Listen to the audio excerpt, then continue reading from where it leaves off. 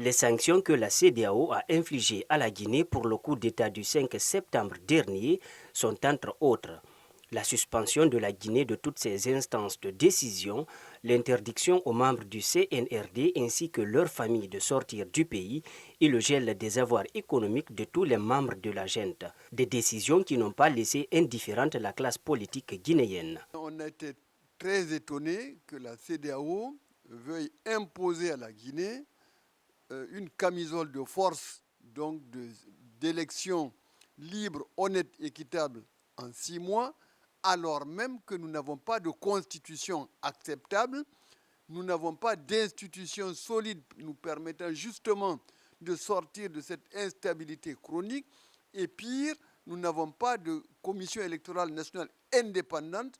S'agissant des conséquences qui pourraient advenir suite à ces décisions, Mamadi Kaba de la société civile et Mamadouba Badiko, président du parti UFD, affirment.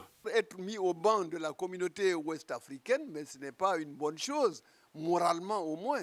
Mais il faut rappeler donc que tout est entre les mains de la junte.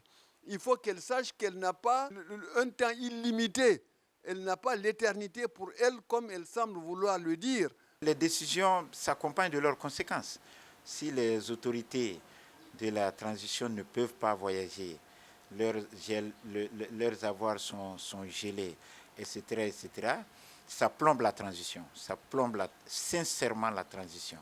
Ainsi, pour éviter à la Guinée le pire, ces deux acteurs proposent des pistes de solutions aux nouvelles autorités du pays. Et je pense que c'est la négociation, mais la négociation entre le CNRD et la CEDEAO doit s'appuyer sur la population, les forces vives du pays. Moi, ce que je préconise, c'est d'abord que les autorités militaires donnent des signaux forts à travers ce que je viens de vous dire, qu'il y ait un chronogramme clair et précis, c'est-à-dire voilà ce que nous voulons faire de telle période à telle période, et voilà quand est-ce que nous allons organiser des élections, dans quelles conditions nous allons les organiser.